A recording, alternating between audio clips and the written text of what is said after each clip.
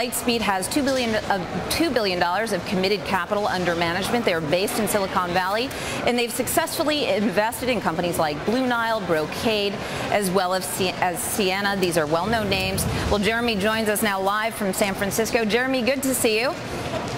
Hi, Lisa. How are you? I'm well, thanks. Hey, I was reading through some of your blogs last night, and I really enjoyed the fact that you sort of self-grade on the year. You gave yourself a B average for your 2010 predictions.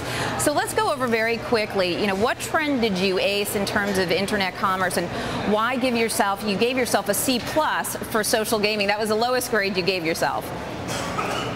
Yeah, my prediction last year was that social gaming would really outflow from Facebook, and we would see a lot of social gaming in other avenues. And that hasn't been the case this year. Facebook still is the story for social gaming, and companies like Zynga are still making the vast bulk of their revenues from that channel. So I gave myself a C+ on that. But on the flip side, I think one of the things that's most exciting is the boom in e-commerce that we've really seen this year, and we expect to continue to see over the next couple of years. Talk to me about advertising. This has become a more important field for the internet space, and advertisers have gotten very smart and targeted about what they do in this space. And this links directly to the two areas that you gave yourself an A in was brand advertising, getting targeted, and I think also direct response advertising.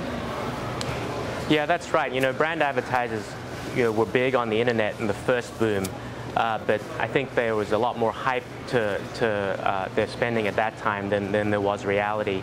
There was a period over the last few years where it was really direct response advertisers, people like a LendingTree or an Expedia, where the transaction could actually get conducted online, that were driving the bulk of the internet advertising for a long time.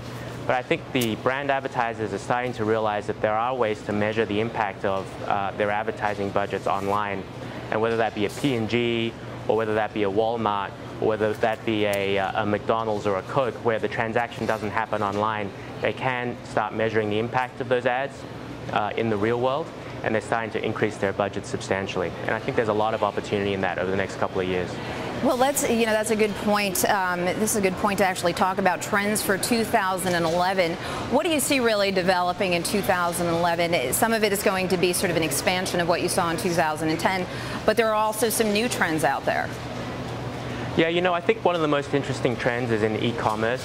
And if you think about the first generation of e-commerce, it was just making e-commerce work at all, making it functional, so that you could buy something online, you could find the best price, you could choose through reviews what was the right product to buy. But still today, a lot of e-commerce is sort of like getting your chores done. It's not necessarily fun. But we're seeing a trend towards e-commerce companies that are making shopping fun again. And that might be the flash sales guys like a Gilt or a Rulala. That might be the local deals guys like a Groupon or a Living Social, where we're an investor. Or it might be companies like a ModCloth or a ShoeDazzle, again, where we're an investor, where people are finding delight through discovery of new things. And that idea of making shopping fun, just like going to the mall is fun, is, I think, one of the key drivers for e-commerce in the next few years. And you also say self-service ads will hit a ceiling. First, explain what a self-service ad is. Is this the type that you would say put on Google, where you actually put a link so that should someone search you, you actually kind of pay to be on the highlighted end of the page? Yeah, that's exactly right. I think Google really pioneered that, and it was really around search marketing, where an advertiser could, without having to talk to a salesperson, go online to the Google site, decide how much money they wanted to spend, which keywords they wanted to buy, and how much they wanted to pay.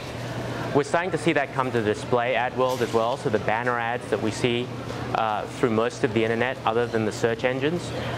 We're starting to see a real increase in the amount of volume of display marketing that's going through self-service platforms, through what people are calling demand-side platforms, these banner ad exchanges, the Facebook self-service marketing platform that is rapidly taking share and becoming a big driver.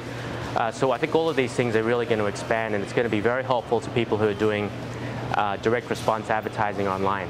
All right, especially Jeremy, the e-commerce guys. And you quickly, just very quickly, we've got about 20 seconds left here. Bonobos, this is a company you recently invested in. Yeah, it's part of this trend towards e-commerce, and they're a menswear company. We believe that they're the leading pure-play menswear vertically integrated retailer, and they're growing like a weed. We're very excited about them.